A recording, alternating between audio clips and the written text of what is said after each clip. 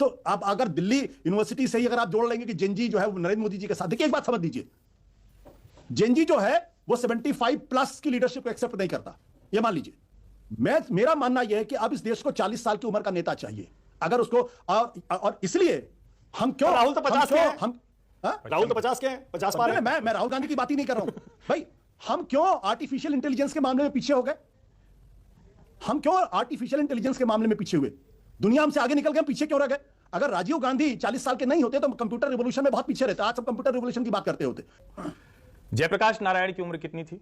मोरारजी देसाई की उम्र कितनी थी? चलिए वो भी आपको ठीक नहीं लग रहा है, पुरानी बात हो गई। चलिए नए पे आते हैं, जो बच्चा फोन लेके पैदा हुआ है। सुशीला कार्की की उम्र कितनी है? जिसको नेता मान पाए, नहीं मान पाए ना उन लोगों को जो वो नेता थे, नहीं बन पाई सहमति। और जिसको हम तो नहीं मानते कि स्वाभाविक नेता है, मेरा तो मानना है कि बहुत अच्छा काम बांग्लादेश में कर रही थी शेख हसीना।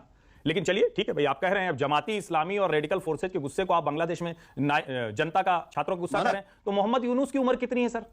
कम से कम तथ्य तो ठीक रखे, बोलते वक्त अच्छा लगता है ये सब, ये बोल देना कि 40 साल का युवा चाहिए। और जिस वक्त आप कह रहे हैं सर, कम से कम मतलब मुझे आपसे इस वाले की उम्मीद नहीं थी। ठीक है, अच्छा है राजीव जी को बताना है कि बड़ी क्रांति करके लाए, हम भी मानते हैं राजीव जी भले व्यक्ति थे, लेकिन अगर सचमुच हुआ होता, उसी दौर में तो सर मैन्युफैक्चरिंग हब बन गया, उसी दौर में तो सर अमेरिका और दुनिया के सारे देश आगे निकल गए, उसी दौर में तो जापान में सब कुछ हो गया, उसी दौर में तो कोरिया सब कर ले गया, उसी दौर में तो ताइवान, मलेशिया, इंडोनेशिया, वियतनाम सबकी इंडस्ट्री खड़ी होनी शुरू। क्या कर रहे थे हम सर? हमारे देश का नेतृत्व कुछ नहीं कर पाया, सिर्फ बाहर से कंप्यूटर लाकर कहा कि हमने कंप्यूटर ला दिया, दे दिया, दे क्या दिया भाई?